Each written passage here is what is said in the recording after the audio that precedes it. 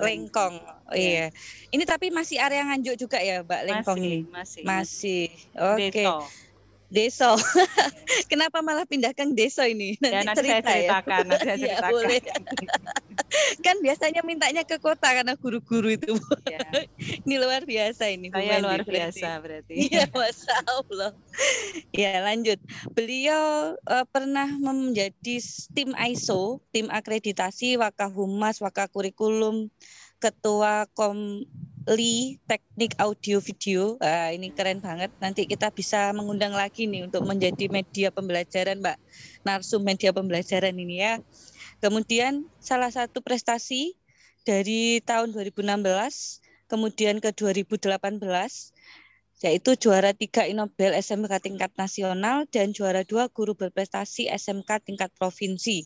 Semoga kita doakan ketika beliau naik menjadi kepala sekolah juga terus menebar prestasi. Amin. Amin. Sukses. Ini di sini beliau SD-nya dari Kertosono, kemudian SMP 1 Kertosono, SMA 2 Madiun. Hijrah Mbak ya berarti ini. Jauh ke Madiun ini, ngekos ini Mbak. Ngekos. Iya. Kemudian ITS Surabaya, Teknik Elektro tahun 98 sampai 2002. Dari UNS Teknologi Pendidikan mendapatkan gelar S2-nya tahun 2014 ya Mbak ya. Iya. Sebentar Mbak, ini saya bacakan bahwa beliau adalah ibu dari 2 orang anak. Dan hobinya beliau adalah menulis fiksi, non-fiksi, serta memasak. Wow, keren. Saya nggak bisa masak, ini jadi malu. Masakan terenak apa nanti Mbak Fendi ini? Ya, nanti cerita ya Mbak ya. Beliau lahir di 3 November tahun 1980. Kita bisa komunikasi langsung dengan Bu Noventi nanti di grup Telegram Bapak Ibu. Beliau sangat ramah dan insya Allah tidak pelit berbagi ilmu ya Bu ya. Amin. Ya, karena ketika kita berbagi ilmu bukannya berkurang, insya Allah berkahnya semakin bertambah. Amin. Sip. Ya. Amin. Untuk buku yang sudah beliau terbitkan atau berhasil dicetak antara lain buku antologi, buku pendidikan, novel, jurnal, best practice, PTK, modul, dan karya inovatif. Wow, karya inovatifnya banyak sekali, ini 6. Nanti bisa di-sharingkan ya Bu Fenti ya, biar teman-teman bisa mengambil inspirasi dari karya inovatifnya Bu Noventi. Ya. Apakah masih ada Bu Noventi untuk CV-nya? Sudah selesai. Ini alamat. Oke, alamatnya silakan kalau ke Nganjuk ya Bu ya. Ke Nganjuk boleh terutama ke Kertosononya untuk mampir ke dalam rumah Bu Noventi, Jalan Wakil Hasim nomor 9. Ini nomor HP-nya boleh dicatat Bapak Ibu. Tapi nanti tetap ada di grup Telegram ya. Siap ya Bu Noventi? Alhamdulillah. Oke, Bapak Ibu, waktu dan tempat langsung kami berikan kepada Ibu narasumber kita. Silakan Ibu, waktunya berarti nanti kalau Pak Danang misalnya rawuh, enggak apa-apa ya Bu Noventi, kita cut sebentar. Ya, boleh. Ya, terima kasih banyak Bu Noventi. Saya kembalikan waktu. Saya stop dulu. Harus stop dulu. Harus sebentar ya, mohon maaf. Tadi tak tutup harusnya tidak saya tutup sebentar. Iya.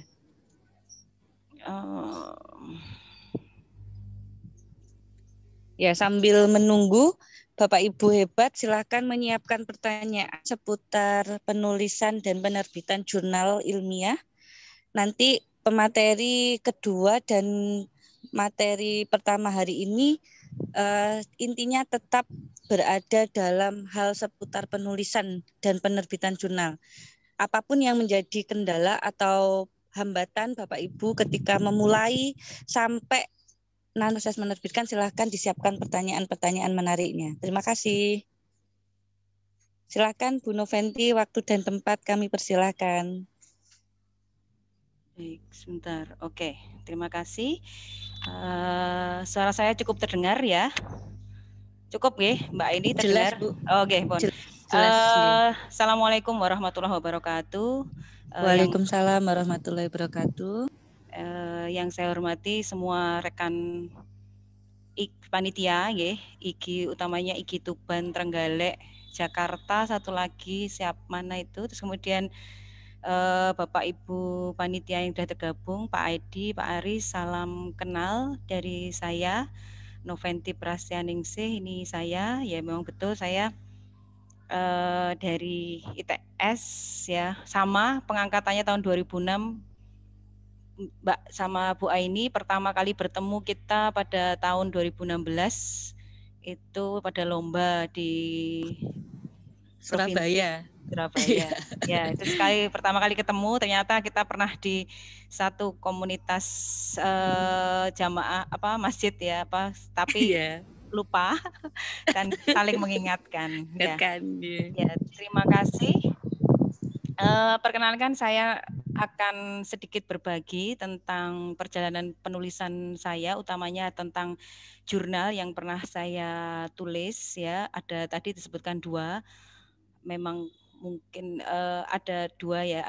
Satu jurnal yang saya masukkan itu di Universitas Muhammadiyah Malang, JINOP namanya, nanti kita bisa lihat. Terus kemudian yang kedua, tuh iya, orang zaman dulu tuh udah nggak bisa. Minta tolong di mute. Peserta sudah? Oke. Profil saya tadi minta tolong dijelaskan kali ya. Saya awalnya dulu pernah 2004 lulus 2002, kemudian menikah 2004 saya GTT di SMK Kertosono. Kemudian awal 2006 2005 akhir tes ya kita, kemudian jadi PNS di SMK Nganjuk. Mutasi di SMK Lengkong kenapa? Karena lebih dekat dengan rumah sebenarnya. Tidak memandang bagaimana, padahal juga waktu itu di SMK Negeri 1 Nganjuk sebenarnya juga waktu sibuk-sibuknya karena awal menggiring tim ISO ya. Jadi awal-awal tim ISO itu tahun 2010, tapi saya tahun 2012 mutasi. Awalnya mutasi karena ada wacana guru tidak boleh tim teaching itu, saya kasihan walaupun saya belum sertifikasi dan juga duk saya lumayan agak tinggi, ke duk itu daftar urutan kepegawaian itu agak di atas karena saya PNS agak 2006 itu ya, di bawah saya masih banyak, padahal bapak-bapak itu beliaunya rumahnya Nganjuk, sedangkan saya rumahnya Kertosono. Oleh karena itu, karena ada pemetaan, mumpung gratis, saya mutasi ke SMK Lengkong yang mungkin dibilang lebih desa. Tetapi alhamdulillah, ternyata keberkahan dan ini rezeki dari Allah itu luar biasa. Saya dapatkan di Lengkong banyak sekali ilmu, banyak sekali teman, banyak sekali perubahan yang terjadi dari saya. Semoga Allah meridhoi. S2 saya di Teknologi Pendidikan UNS Surakarta, tesis saya kebetulan PTK, karena tadi sudah diceritakan Mbak Aini bahwa kita ITS ya, otomatis nggak mengenal keguruan. Jadi kenapa saya dulu kuliah di Teknologi Pendidikan, awalnya memang karena saya mau bekerja ini kan sampai nanti pensiun. Kalau nanti saya tidak mengilmu tentang keguruan, saya merasa ya kurang srek aja. Jadi biaya sendiri kuliah tanpa beasiswa suami. Beasiswa suami. Terus kemudian alhamdulillah saya dapat dosen pembimbing itu profesor yang istilahnya di sana itu waktu saya kuliah itu killer ya. Itu beliau yang ngajari saya bagaimana menulis ilmiah itu dengan sabarnya. Artinya ternyata ketika kita kuliah itu betul, maksudnya ketika kita itu malah rajin, malah semakin revisiannya itu semakin banyak. Jadi saya dengan teman saya yang sama-sama mungkin pembimbing beliau, itu ada yang cuma 2 kali, 3 kali ACC, tapi saya itu butuh waktu yang lama untuk ACC. Pada saat itu juga mungkin waktu saya kuliah dulu itu, aduh iki angel men Pak iki lah, tapi kok yang teman itu kan juga mudah di ACC. Ternyata kalau memang kita itu rajin, maksudnya kita memang pengen tahu, itu beliau ngasihnya banyak. Jadi saya dikasih ilmu banyak tentang kepenulisan, tahu bagaimana tentang kepenulisan. Akhirnya alhamdulillah tahun 2016 itu saya mulai mengenal Inobel. Mungkin Mbak Aini lebih dulu, 2015 beliau sudah sudah di nasional, kalau saya baru 2016. Tetapi pada tahun itu 2016 itu kebetulan saya mengajukan 2 judul ya, satu di Inobel, satu di Siamolek. Itu dua-duanya nyantol. Yang Siamolek juga dapat bantuan hibah penelitian. Kemudian yang 2016 yang di Inobel itu juga dapat juara 3. Meskipun juara 3 itu sudah bagi saya sudah luar biasa, karena saya betul-betul waktu itu newbie ya, beginner bener, ketika maksudnya masukkan itu juga betul-betul penuh perjuangan, waktu itu penuh perjuangan dan banyak sekali intrik-intriknya. Kemudian 2017 saya juga finalis di karakter bangsa di Kemendikbud juga. Terus kemudian 2018 masuk di guru prestasi kabupaten, terus kemudian di provinsi juara 2, tidak bisa lanjut ke nasional karena memang hanya juara 1 saja yang lanjut ke nasional. Terus kemudian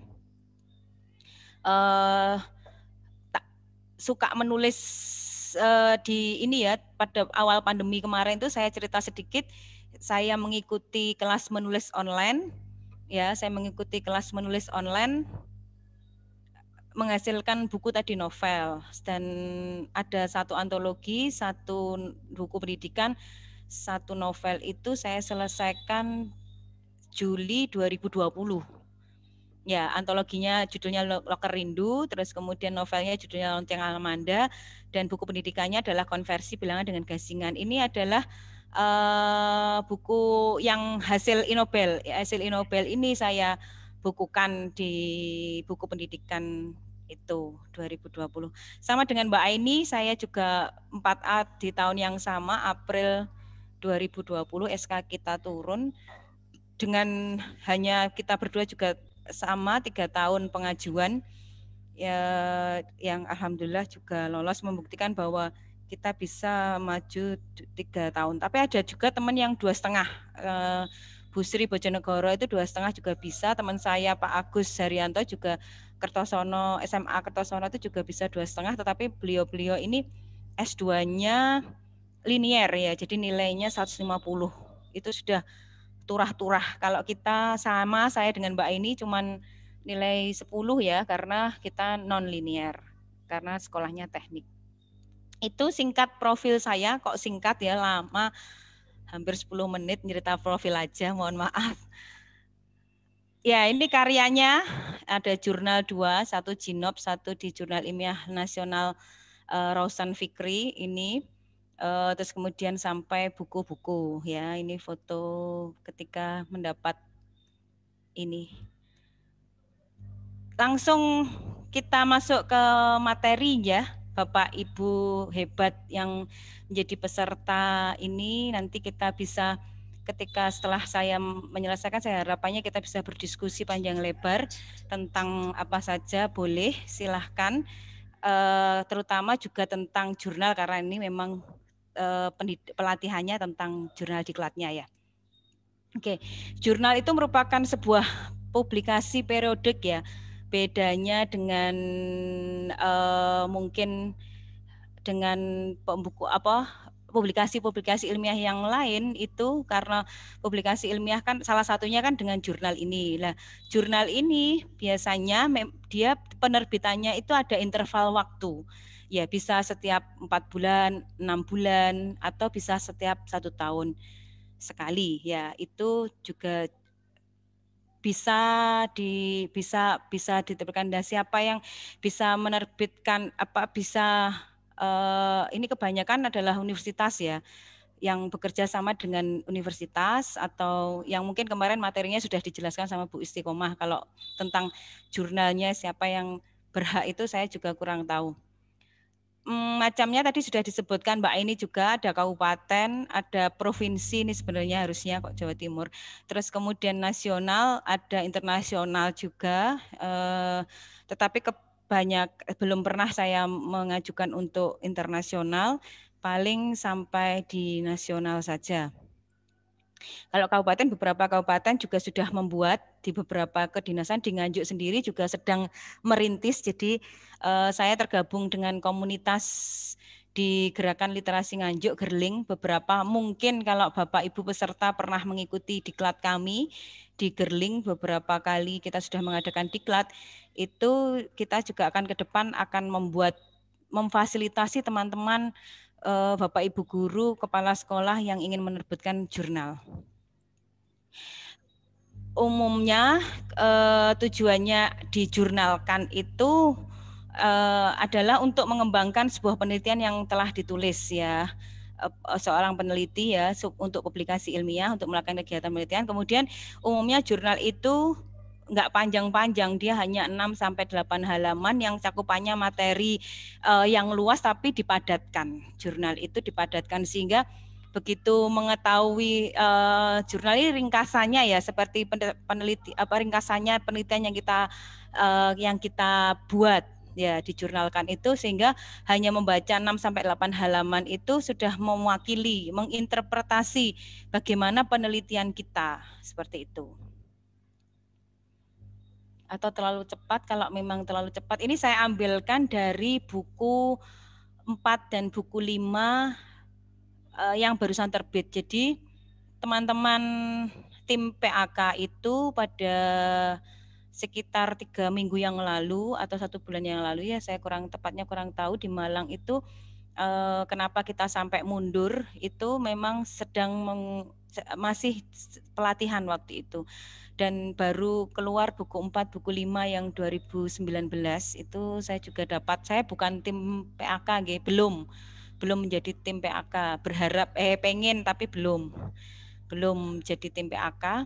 Nah, ini hasil yang 2019, mungkin ada beberapa perbedaan dengan 2016, terutama membahas yang masalah online. Ya, terutama tentang masalah online itu bagaimana. Nah, publikasi ilmiah ini ya, ini yang mungkin tidak ada hubungannya dengan ini, tapi dengan jurnal atau ya ada hubungannya sih.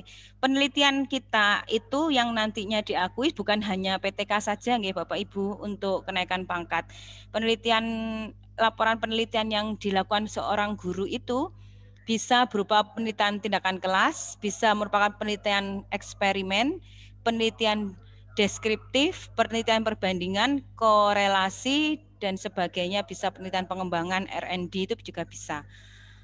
Ya, itu penelitian yang nanti kita bisa lakukan. Jadi jangan terpatok bahwa kita nanti harus PTK, begitu tidak. Barangkali yang dulu skripsinya itu penelitian deskriptif itu bisa, kualitatif ya.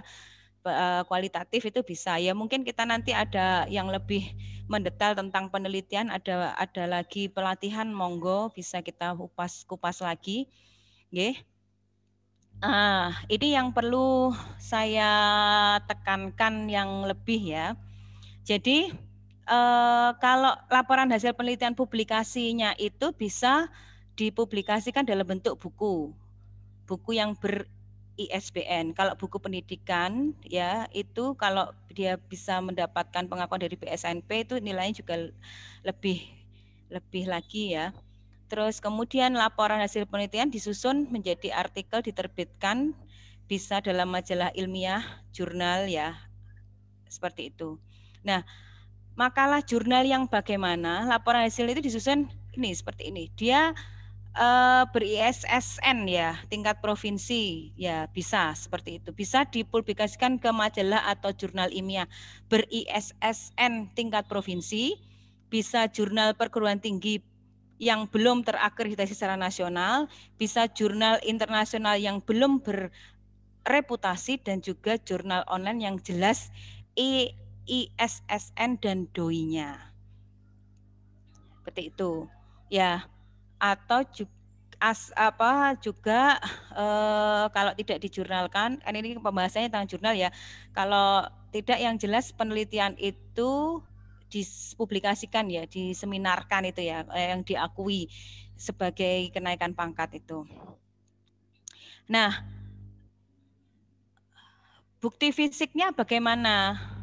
Bukti fisik supaya kita ini bisa aslinya, bisa print out dari jurnal dengan penerbitan online yang menunjukkan adanya nomor ISSN, tanggal terbitan, susunan dewan redaksi dan editor, dia merupakan editornya masuk di Mitra Bestari ya.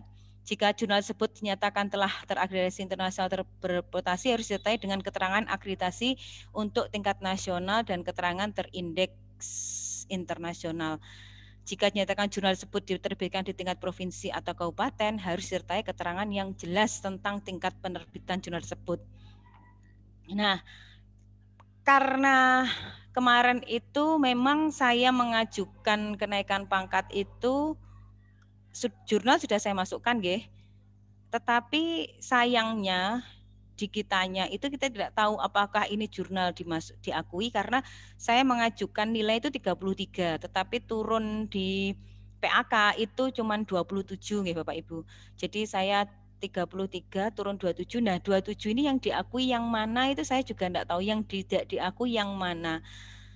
Kalau saya kemarin itu jurnal yang ada fisiknya, jadi jurnal Rausan Fikri itu saya menjurnalkan di teman di Bondowoso, di Pak Abdul Muiz itu saya sertakan seluruhnya, jadi seluruhnya. Terus satu lagi saya ada jurnal online yang saya tunjukkan di Jinop yang saya bilang dari Universitas Muhammadiyah Malang itu saya print semuanya mulai dari awal redaksi itu kan ada ISSN, ada doi-nya itu ada muncul itu, kemudian ada daftar isinya, terus kemudian jurnal saya saja begitu karena kan online nggih, online lah.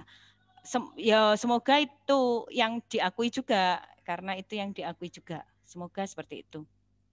Nah, ini yang perlu kita perhatikan juga. Jika satu artikel ilmiah yang sama, sangat mirip, dimuat di beberapa majalah, maka angka kredit untuk artikel tersebut hanya diberikan pada salah satu majalah atau jurnal ilmiah yang dipilih angka kreditnya terbesar. Jadi misalkan seperti ini, panjenengan punya satu jurnal, tetapi panjenengan kirimkan jurnal itu ke nasional, jenengan kirimkan jurnal yang sama, artikel yang sama jenengan kirimkan di tingkat kabupaten.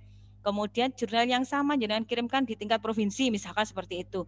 Itu jenengan ajukan bareng-bareng itu tidak dinilai semuanya, tetapi dinilai salah satu yang angka kreditnya terbesar.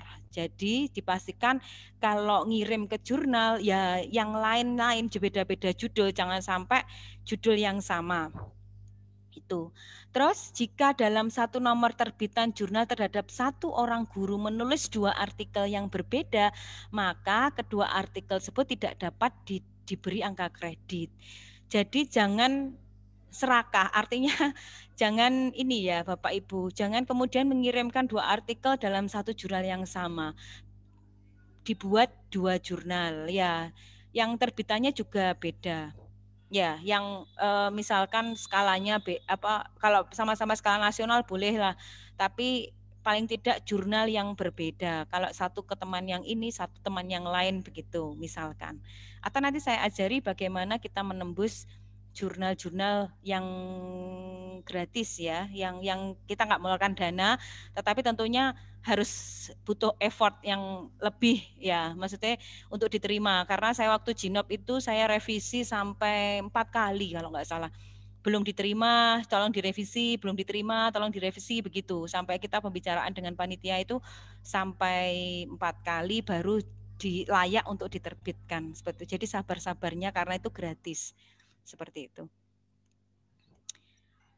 Nah, jurnal yang bagaimana yang ber-ISSN yang harus memenuhi syarat sesuai Menristek Dikti nomor 9 tahun 2018 ya. Jurnal ilmiah adalah bentuk pemberitaan dan komunikasi ya, yang jelas ya, yang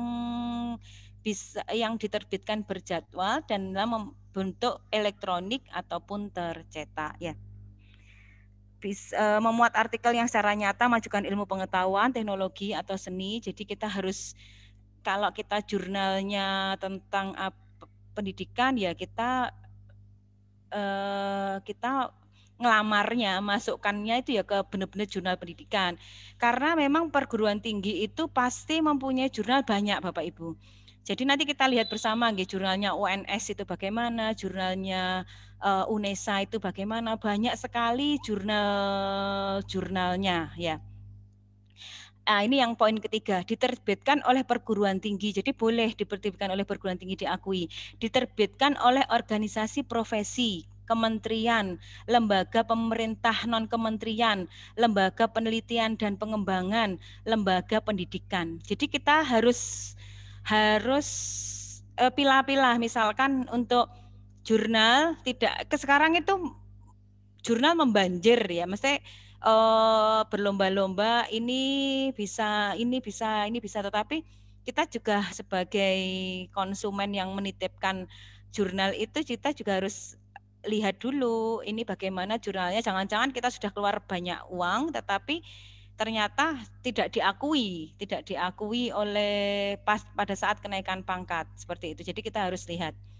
Terus perusahaan penerbitan atau badan usaha harus berafiliasi dengan perguruan tinggi. Jadi kalau misalkan itu hanya penerbitan ya bisa, tetapi harus bekerja sama dengan perguruan tinggi. Jadi harus ada perguruan tingginya, ada organisasi profesinya, kementerian, lembaga pemerintah, non kementerian, lembaga penelitian litbang ya, dan kemudian lembaga pendidikan. Itu yang harus kita teliti betul ya sebelum kita mengaplikasi jurnal kita, artikel kita. Kemudian kita pastikan kalau setiap jurnal itu mesti ada dewan penyunting jurnal ya, itu biasanya di halaman depan. Itu semua jurnal itu, apalagi kalau sudah universitas negeri ataupun swasta tapi yang sudah ternama itu kan insya Allah jelas ya, jelas. Karena untuk masukkan ke jurnal ke sana pun juga tidak gampang-gampang susah ya, maksudnya tidak selalu mudah tapi kadang ya mudah begitu, tergantung mungkin amal perbuatan gitu, tergantung amal perbuatan seperti itu. Terus kemudian melibatkan mitra bestari ya, berkualifikasi sesuai dengan bidang ilmu jurnal dari berbagai perguruan tinggi. Nah, kalau mitra bestari ini setahu saya ya, saya juga mungkin pengetahuan saya kurang, sependek pengetahuan saya itu mitra bestari itu kayak apa ya, asosiasi begitu ya. Jadi penerbit itu kemarin tuh waktu kita ini dipastikan dulu itu penerbitnya ikut mitra bestari atau tidak begitu. Seingat saya begitu. Nah, kalau Bu Istiqomah mungkin kemarin sudah menjelaskan ya, alhamdulillah. Kalau tidak nanti bisa diskusi dengan beliau yang lebih ahli ya. Kalau saya tidak seberapa mengerti kalau mitra bestari. Terus kemudian menggunakan bahasa Indonesia yang selanjutnya menjaga konsistensi gaya penulisan. Tetapi biasanya setiap jurnal itu pasti ada gaya selikungnya sendiri-sendiri. Semua jurnal ya, semua jurnal itu menetapkan gaya selikung. Gaya selikung itu apa? Gaya selikung itu kayak format gitu ya, format. Jadi jurnal ini akan format diterima jika susunannya seperti ini begitu. Biasanya seperti itu. Terus dikelola dan diterbitkan cara cetak dan atau elektronik, bisa cetak dan elektronik atau bisa elektronik saja ya, melalui jejaring teknologi informasi dan komunikasi. Nah, ini yang nomor 10, terbit sesuai dengan jadwal, maksimal 4 kali terbit. Kalau terbit lebih dari 4 kali dalam 1 tahun itu juga jurnalnya juga dipertanyakan ya. Minimal 5 artikel dan maksimal 15 artikel setiap terbit. Ini juga ini juga kita harus perhatikan, kalau jurnal itu banyak sekali terbitannya dalam sekali terbit, itu juga tidak diakui Bapak Ibu. Jadi sekali terbit ini 20 artikel yang diterbitkan karena ini kejar tayang ya. Ingat, ini juga tidak akan diakui ketika kita mengajukan kenaikan pangkat. Nah, memiliki nomor seri ini tadi ISSN, ISN Electronic International Standard Serial Number, ISN itu seperti itu, dan ada DOI, ada Digital Object Identifier ya, apabila diterbitkan secara elektronik ya, seperti kalau jurnal-jurnal online yang saya bilang tadi secara gratis itu penerbitannya harus ada ISSN dan DOI-nya, itu nomornya itu ada di jurnalnya. Seperti itu. Terus, nah, tadi disinggung sama Bu Aini tentang nilai angka kreditnya. Ya, nilai angka kreditnya bagaimana? Kalau berupa buku tadi ya, ini saya bacakan semuanya, walaupun tidak ada hubungannya dengan jurnal. Tadi angka kreditnya adalah 4. Ada pengakuan dari BSNP. Berupa tulisan, artikel ilmiah hasil penelitian dimuat di jurnal ilmiah tingkat nasional yang terakreditasi dan jurnal internasional yang bereputasi, itu angka kreditnya 3. Oke. Terus kemudian berupa tulisan, artikel ilmiah hasil penelitian dimuat di jurnal ilmiah tingkat provinsi, jurnal perguruan tinggi belum terakreditasi nasional, jurnal internasional belum bereputasi, jurnal online yang jelas EISSN dan DOI-nya dia nilainya 2. Jadi kalau misalkan seperti pengalaman saya pernah ke jurnal Jinop dengan gratis tanpa biaya itu nilainya 2 ya, diakui karena jelas EISN dan DOI-nya. Terus jika artikel ilmiah tersebut dimuat di jurnal tingkat kabupaten, nilainya hanya 1. Tetapi yang paling agak mudah nilainya besar itu, tetapi sulit untuk pengakuannya ya, berupa laporan hasil penelitian dan yang telah diseminarkan. Karena saya melihat teman-teman tuh dikembalikan banyak ya, yang PTK, kebanyakan memang PTK, itu dikembalikan karena kurang ini, kurang itu, kurang absensi saja, daftar pustakanya atau absensi siswanya saja itu dijelaskan bahwa kurang ya, absensi siswa harusnya ada tanda tangannya, kemudian seminarnya juga harus minimal 3 sekolah. Nah, itu juga harus diperhatikan. Kapan-kapan mungkin kalau ada waktu kita bisa membahas tentang penelitian ya, karena ini tentang jurnal gitu. Ini perlu kita ini di buku 5 yang baru khusus jurnal ini ada alasan penolakan jika tidak diakui sebagai jurnal ya, dinyatakan sebagai artikel ilmiah hasil penelitian dalam jurnal ilmiah ber-ISN namun tidak jelas tingkat penerbitannya, waktu terbitnya dan atau jumlah artikel dalam satu jurnal. Nah, ini bisa ditolak kalau tidak jelas kapan ini tingkat beredarnya di mana, ya itu yang susah. Jadi kalau kita tidak benar-benar tahu kualifikasi jurnal yang kita ajukan itu juga repotnya di sini. Kadang untuk beberapa tim penilai yang strict ya, yang lurus, yang ini sesuai dengan juknis dan lain sebagainya mungkin juga akan tidak dinilai. Alasan ditolaknya yang kedua, dinyatakan sebagai artikel ilmiah hasil penelitian dalam jurnal ilmiah, namun tidak berafiliasi dengan perguruan tinggi, organisasi profesi, kementerian, lembaga pemerintah non-kementerian, lembaga penelitian dan pengembangan, lembaga litbang ya. Ini kalau tidak ada afiliasi, jadi biasanya itu kalau jurnal yang saya pernah ajukan di Rawson Fikri tadi ya, karena memang itu jurnal berbayar, itu ada di belakangnya di tempat saya itu. Sebetulnya saya nggak bawa ini tadi, lupa apa sudah habis ya. Satu saya cuma dapat 2, satu saya gunakan untuk kenaikan pangkat yang ke-4A, satu saya gunakan untuk pemberkasan kepala sekolah kemarin, sepertinya sudah habis. Dan saya kok nggak fotokopi itu kemarin itu, nggak fotokopian. Atau saya fotokopi ya, saya lupa. Itu ya. Jadi di belakang, sampul belakang itu ada bahwa menyebutkan bahwa ini berafiliasi dengan dengan perguruan tinggi ya, swasta di Situbondo.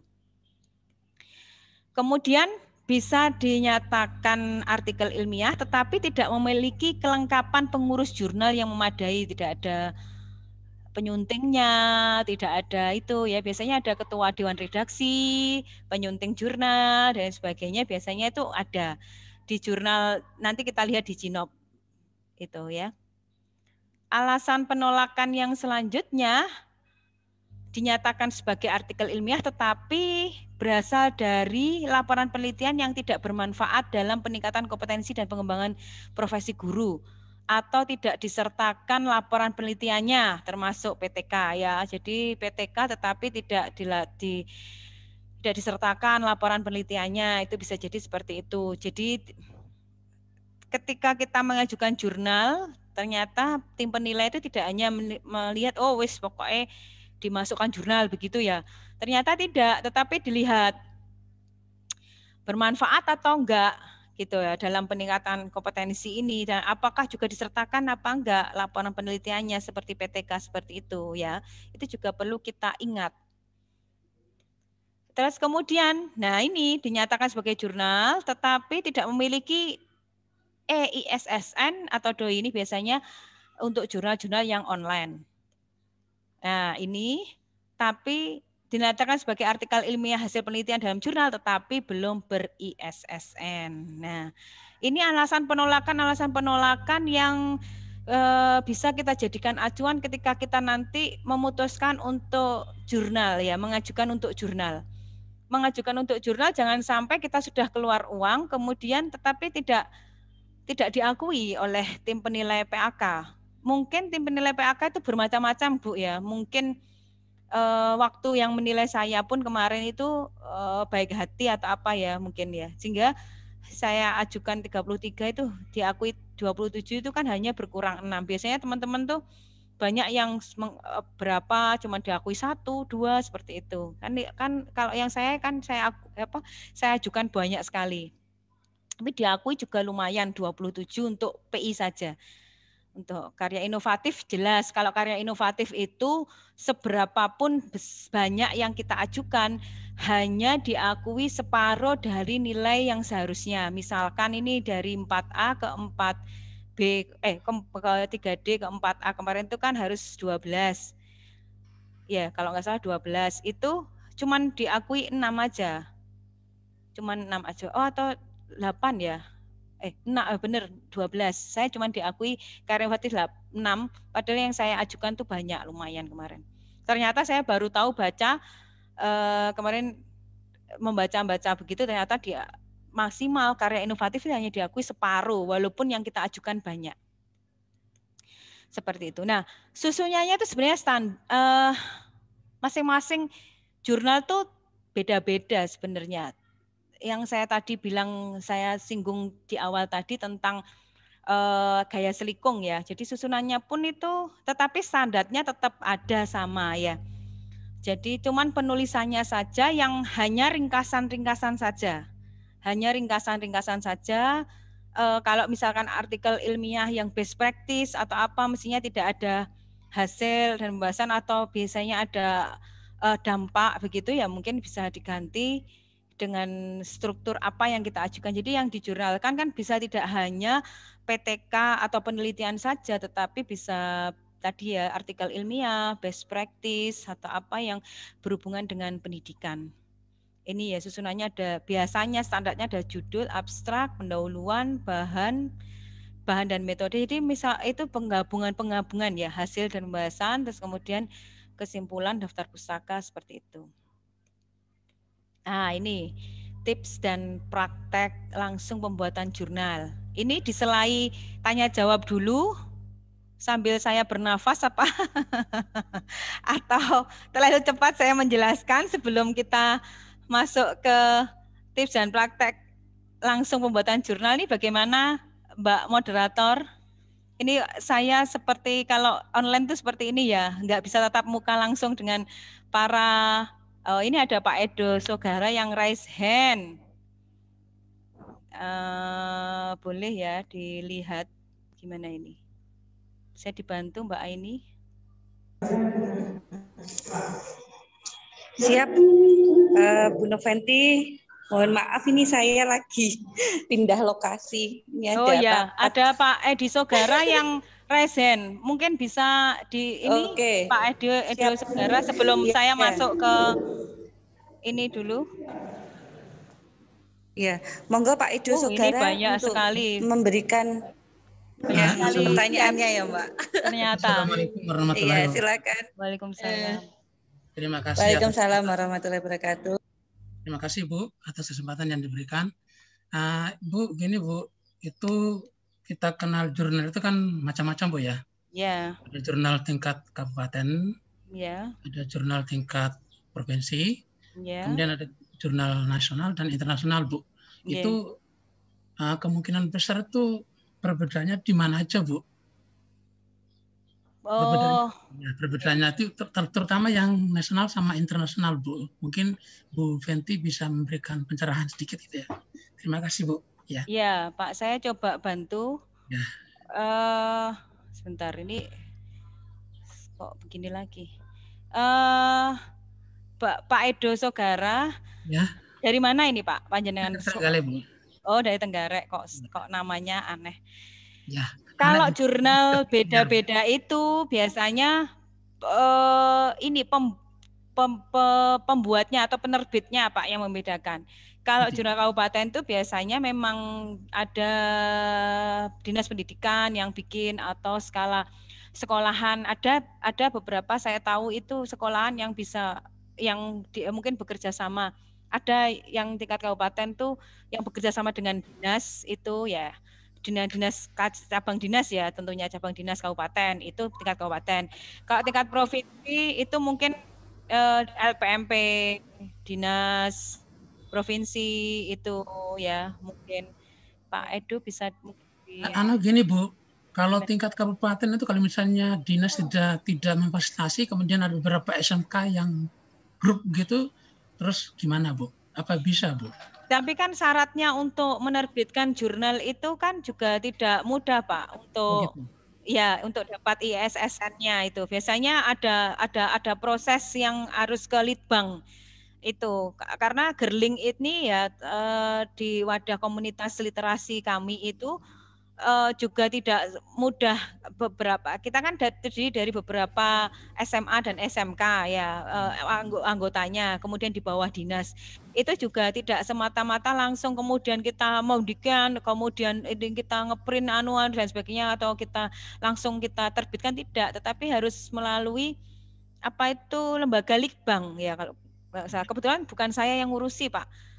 Teman yang dari SMA Kertosono itu beliau yang sudah berpengalaman dalam jurnal itu, dan belum sampai tahapan pembuat baru wacana, baru dirapatkan sekali, dan kebetulan di Nganjuk ini sendiri juga belum ada sebenarnya. Kalau tingkat kabupaten ini sedang akan diusahakan seperti itu. Kalau misalnya di tingkat maaf Bu, kalau di tingkat kabupaten kita berafiliasi dengan perguruan tinggi, insya Allah bisa, Bu ya? Bisa, Pak. Itu tadi kan ada syaratnya. Mungkin di kabupaten itu ada universitasnya, walaupun swasta itu biasanya bisa tetepan. Tetap bisa. Oke. Mbak ini saya dibantu ini share screen yang misalkan Windows gimana ya? Maksudnya saya mau lihatkan bagaimana jurnal di saya yang punya Bu ya, internasional sama nasional, Bu. Iya, internasional ya sama aja, Pak. Gitu. Kalau nasional itu kan penerbitannya, kalau universitas-universitas biasanya sudah tingkat nasional itu. Kalau universitas negeri ya, negeri UNESA, itu mesti jurnalnya, karena yang akses itu kan mesti semuanya nasional. Oh, ini screen ini. Oh, screen ini. Iya. Demikian, Pak. Iya. Terima kasih, Bu. Ya. Bu Noventi, mohon maaf, alhamdulillah sudah hadir di tengah kita Bapak Danang Hidayatullah, Ketum IGI. Kita cut sebentar ya, Ibu Noventi. Pak. Bapak Danang Hidayatullah, alhamdulillah, terima kasih Pak Danang sudah membersamai kami dan menyempatkan waktunya setelah jauh-jauh dari NTB ya Pak ya. Pak Danang, silakan Pak Danang untuk menyapa kami, Pak.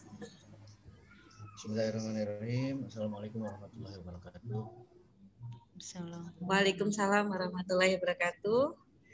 Ya, Pak Danang Hidayatullah adalah ketum penggantinya Pak Muhammad Ramli Rahim ya Bapak Ibu. Beliau sangat muda dan nanti akan memberikan banyak hal baru untuk wajah Indonesia insya Allah, terutama di pendidikan.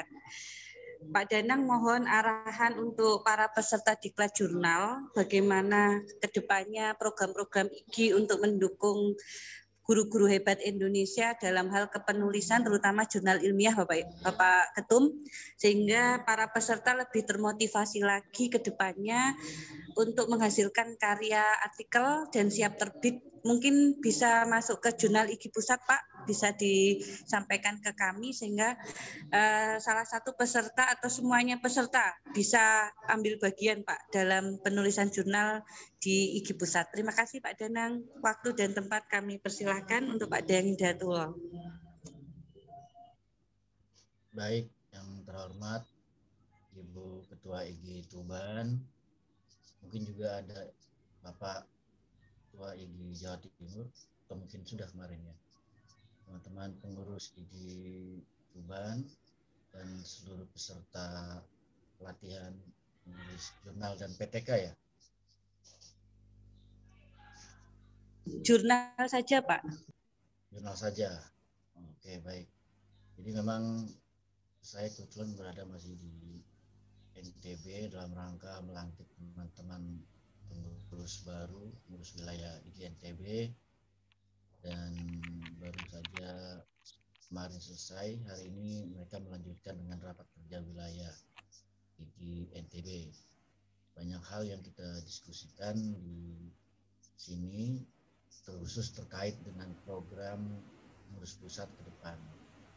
Karena hari ini pelatihannya terkait dengan jurnal, saya mungkin ingin berbagi pengalaman dengan teman-teman terkait dengan penulisan jurnal. Yang pertama adalah Pak Danang, mohon maaf, suaranya kurang keras, Pak, kurang jelas. Terima kasih. Oh, baik.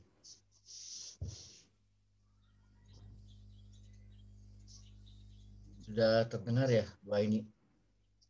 Sudah, Pak, terima kasih. Oke. Lebih jelas, Pak. Ya, terkait dengan penulisan jurnal, kami di pengurus pusat memang baru berencana akan mulai forum group discussion terkait dengan pembentukan jurnal baru. Jadi kami juga belajar dari IG Jawa Timur, IG Aceh, dan mungkin dari IG wilayah lain, karena memang di pengurus pusat belum ada jurnal atau belum launching gitu. Nah, saya ingin berbagi tips dan trik saja terkait dengan jurnal, karena kebetulan saya juga suka sekali dengan hal yang berbau penelitian. Makanya di kepengurusan ini kita akan membuat juga apa yang kita sebut dengan riset IG, launching pusat riset IG atau PRI. Nah, materi hari ini sangat menarik, bukan saja mendukung literasi Bapak Ibu, tapi mungkin juga bisa meningkatkan daya saing ke depan, karena saat yang dibutuhkan adalah data, bukan saja berbentuk empirik, tapi juga data yang diolah secara ilmiah. Nah, barangkali nanti di pelatihan ini juga, atau mungkin sudah dijelaskan terkait dengan berbagai macam jurnal, tingkatan dan juga speknya oleh pemateri. Dan saya berharap juga teman-teman menggapai atau menargetkan langsung ke tingkatan yang paling tinggi, yaitu Scopus. Kalau bisa sudah masuk ke Scopus Q1 atau Q2, karena ketika kita menulis dan artikel kita masuk di Scopus, itu artinya bahwa tulisan kita sudah cukup, katakanlah, terakreditasi. Nah, ini menarik karena memang tantangannya untuk menulis Scopus bukan saja penelitian dalam menulis jurnal, kemudian menyajikan data-data dalam bentuk kuantitatif atau kualitatif, tapi juga bagaimana Bapak Ibu bisa mempertanggungjawabkan apa yang Bapak Ibu tulis.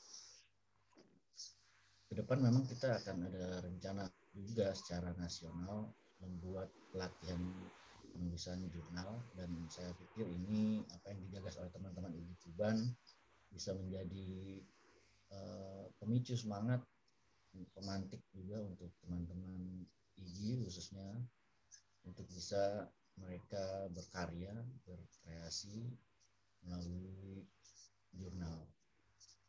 Nah, terkait dengan jurnal ini, tentu ada beberapa hal yang perlu Bapak Ibu mengetahui terkait dengan strategi penulisan, kemudian cara penulisan, dan juga metode penulisan. Banyak yang beranggapan bahwa saat ini jurnal-jurnal yang ditulis oleh bukan saja guru Indonesia, peneliti-peneliti Indonesia ini not qualified enough. Jadi kualitasnya masih diragukan. Nah, ini hari ini nanti akan dibedah seperti apa sebetulnya isi konten jurnal yang berkualitas. Karena ada dua hal yang jadi motivasi orang untuk menulis di jurnal. Yang pertama itu adalah memang dia hobinya meneliti, dan yang kedua adalah dia membutuhkan ruang untuk mengekspresikan keilmuan, hasil keilmuan. Saya sendiri alhamdulillah sudah menembus Scopus Q2 dan memang itu perjuangannya luar biasa.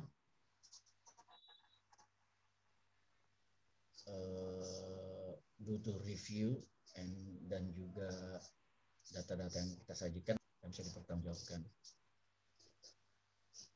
Jika teman-teman yang belum pernah menulis jurnal, katakanlah pemula, tentu pelatihan hari ini adalah jembatan untuk menuju tingkatan selanjutnya.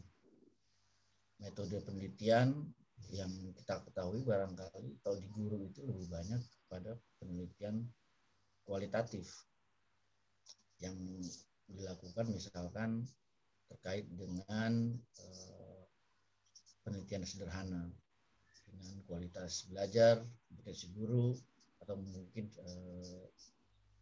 strategi mengajar dan sebagainya. Tapi pada era saat ini penelitian yang jarang dilakukan adalah penelitian dalam bentuk mixed method, menggabungkan antara kuantitatif dan kualitatif. Kalau dalam kualitatif itu tantangannya adalah waktu yang cukup lama. Kalau di kuantitatif adalah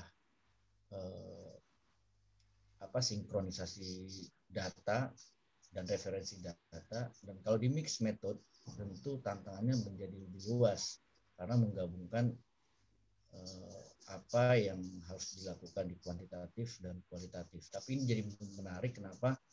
Karena kebaruan-kebaruan yang kita munculkan itu memang sudah seharusnya dilakukan supaya kita memunculkan ide-ide baru, kreativitas baru, sehingga penelitian kita bukan saja sekedar menampilkan data secara ilmiah, tapi juga memunculkan kebaruan. Dalam jurnal itu nomor satu yang disoroti oleh orang sebetulnya novelty-nya apa.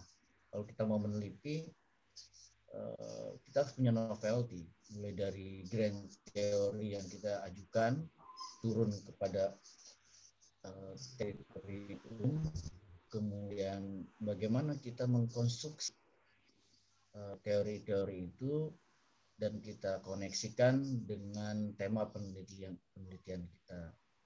Nah, hari ini saya yakin materinya sangat expert dan teman-teman bisa belajar banyak. Namun mohon maaf hari ini karena memang masih ada jadwal dan saya harus segera pindah tempat dari NTB menuju Jakarta karena memang besok dijadwalkan kami bertemu dengan Dirjen GTK dan seluruh direktur. Jadi saya tidak bisa membersamai teman-teman di kegiatan pelatihan kali ini. Salam takzim dari saya, mewakili pengurus pusat.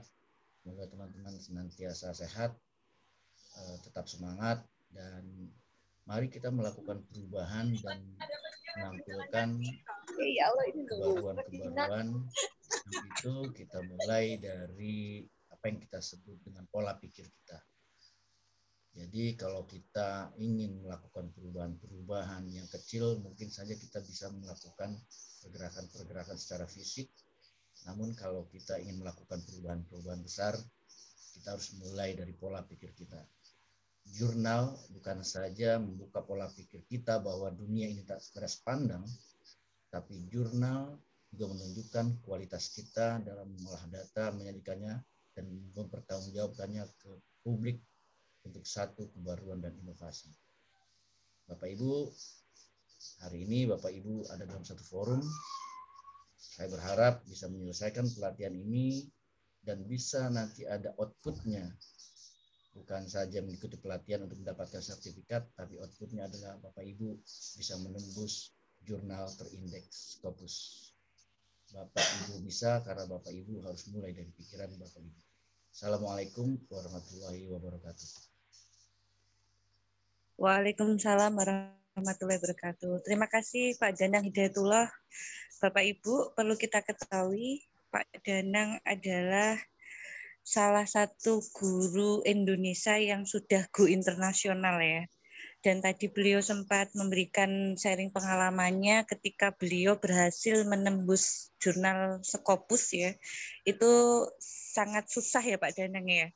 Karena syaratnya ya banget ya. Syaratnya lebih berat lagi daripada jurnal yang didadikta kemarin yang dijelaskan Bu Istiqomah ya untuk di level kementerian. Bapak Ibu, ini adalah profilnya Bapak Ketua Umum Pusat IGI Tuban. Tadi mohon maaf saya tidak sempat membacakan Pak Danang, ini baru sempat. Ya, salah satu moto beliau yang sangat saya ingat itu salah satunya dari sekian visi misi beliau adalah sinergi ya. Nah, ini adalah sosok yang luar biasa. Beliau lahir di Jawa Barat, termasuk inisiator dan pendiri IGI Jakarta Selatan, IGI Jakarta Barat, IGI Jakarta Utara, IGI Jakarta Timur, Jakarta Pusat, dan Kepulauan Seribu. Luar biasa, sehingga layak beliau sekarang menduduki posisi di Ketua Umum Pusat IGI ya. Karena perjuangan beliau dari awal sebagai pendiri IGI, terutama di lingkup Jakarta dan sekitarnya, beliau sekarang bekerja sebagai guru tetap di Yayasan Binus School, Simpruk Jakarta, mulai tahun 2005. Pernah kuliah di S1-nya beliau ada lulusan dari mana ini Pak? S1-nya belum tertulis ya ini. Langsung di doktor ya. Jadi beliau saat ini mengambil program doktoral di Universitas Negeri Jakarta. Pernah ini ya di IAIN ya, di IAIN Jakarta ya, ternyata S1-nya. Kemudian beliau pernah menjadi ketua umum IGI ketika menginisiasi school to school training atau STST program pelatihan gratis bagi guru yang kemudian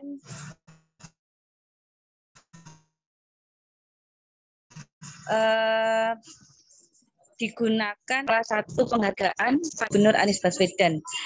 Bapak Ibu hebat, dari profil yang banyak sekali yang ada di monitor, kita tahu bagaimana kiprah Ketua Umum IGI Pusat ya, saat sebelum beliau berada di puncak jabatan hari ini. Tahun 2020 bersama Milea Lab, Sinta VR, Ensia Molek menggagas 100 pionir sekolah virtual reality di 34 provinsi. Ya, kapan-kapan mungkin ya kita akan mengundang lagi untuk Bapak Ketum kita biar beliau lebih menjelaskan tentang berbagai inovasi beliau yang sudah dilakukan ataupun yang hendak dilakukan untuk pendidikan di Indonesia, Bapak Ibu. Luar biasa sekali untuk Bapak Ketum kita hari ini yang ke depan sampai 5 tahun insya Allah. Semoga berumur panjang dan senantiasa menebarkan manfaat untuk pendidikan di Indonesia. Saya bacakan. Di sini salah satu yang membuat beliau menang ya adalah visi misi beliau saat menjadi calon ketua umum, yaitu sinergisitas, selaras, dan world class. Apa itu sinergisitas? Di sini akan ada penjelasannya di masing-masing kata ya. Jadi salah satu ikhtiar kolektif yang beliau tawarkan untuk menuju perubahan itu bagaimana organisasi IGI ya harus berani berubah atau tidak boleh menghindari perubahan. Harus terus bergerak, melakukan revitalisasi, sehingga terwujud sinergisitas yang selaras. Ya Bapak Ibu. Di sini ada kata-kata yang bercetak tebal ya, mulai dari pentingnya konsep, kompetensi, dan jaringan untuk bisa bergerak dan menggerakkan menuju perubahan pendidikan di Indonesia. Togetherness, trust, support ya. Ini salah satu moto, kebersamaan, kepercayaan, dan saling mendukung. Semoga Diklat Jurnal ini salah satu bentuk upaya kita bersama-sama menjadi sosok-sosok guru sekaligus pemimpin yang aspiratif, progresif, dan inovatif seperti yang ada di tulisannya Pak Danang ini ya. Jadi IGI memerlukan sosok pemimpin yang mengajak kepada perubahan seperti itu Bapak Ibu. Ini profil yang cukup menarik ya, sangat menarik bahkan dari seorang Pak Danang Hidayatullah. Lanjut, nah ini yang saya ingat, sinergi ya, ini sesuatu kata yang luar biasa ya, sinergi, empowerment, kemudian ada penjelasannya masing-masing, sinergisitas, pemberdayaan, dan kepemimpinan ya. 3 kata yang hari ini menjadi modal bagi Pak Danang Hidayatullah untuk mengarahkan IGI 5 tahun ke depan ya menuju semakin ke depan ya.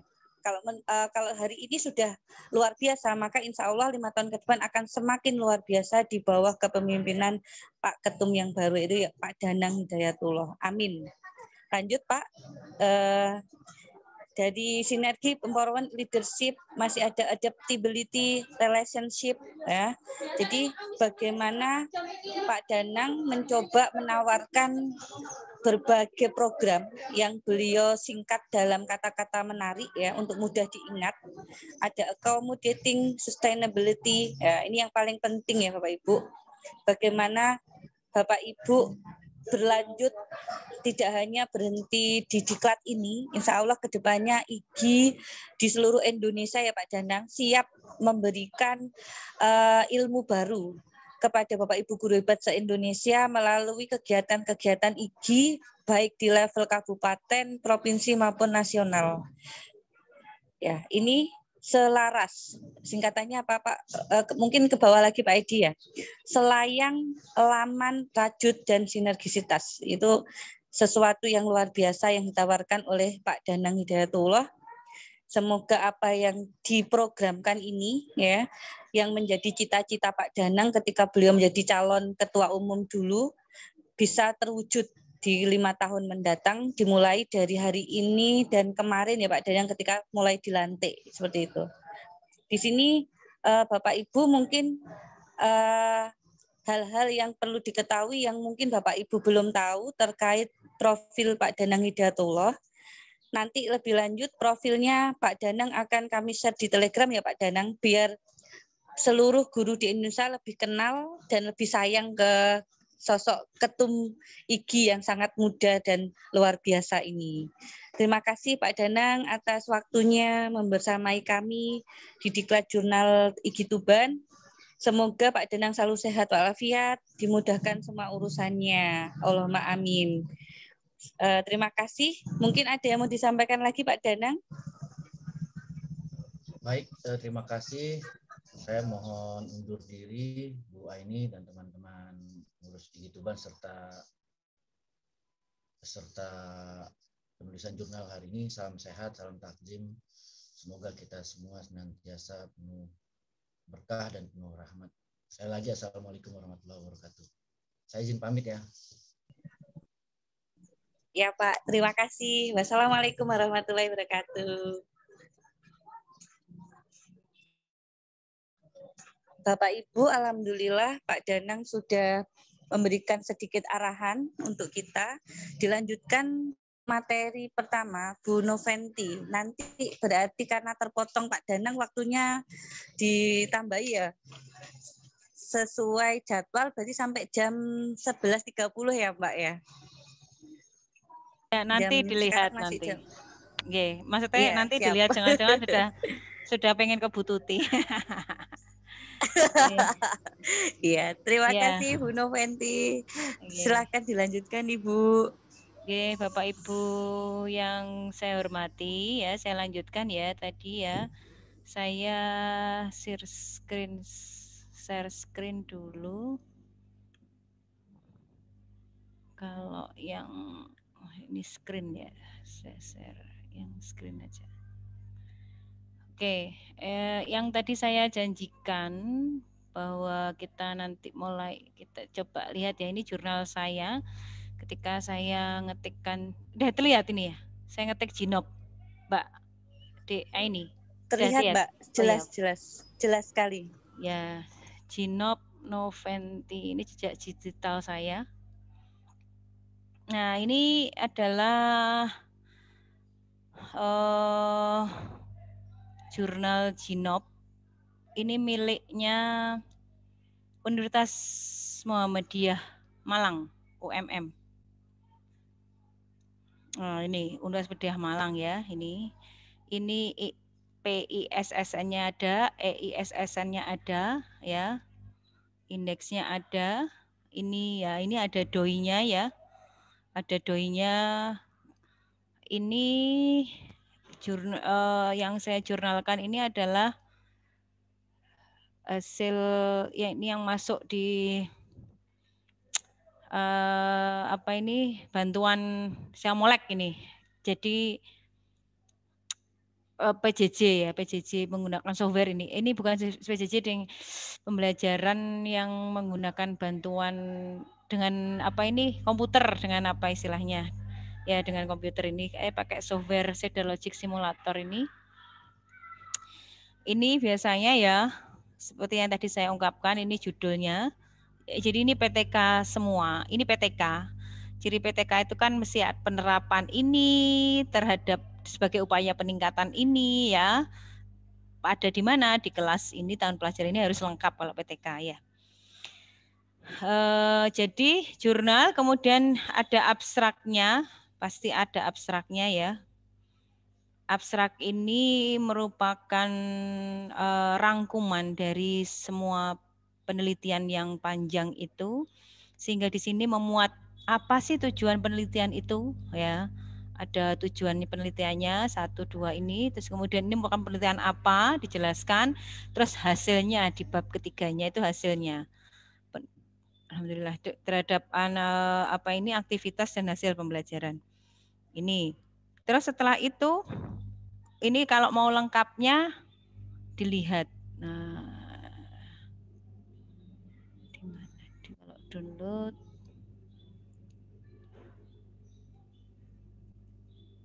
Ya, Bu, Bapak Ibu di sini ya. Setiap kali jurnal itu, jadi jurnal saya itu terbit di mana? Di volume 2. Jurnal nomor 2 terbit di mana? Kapan? Itu di November 2016 ya. 2016 ya.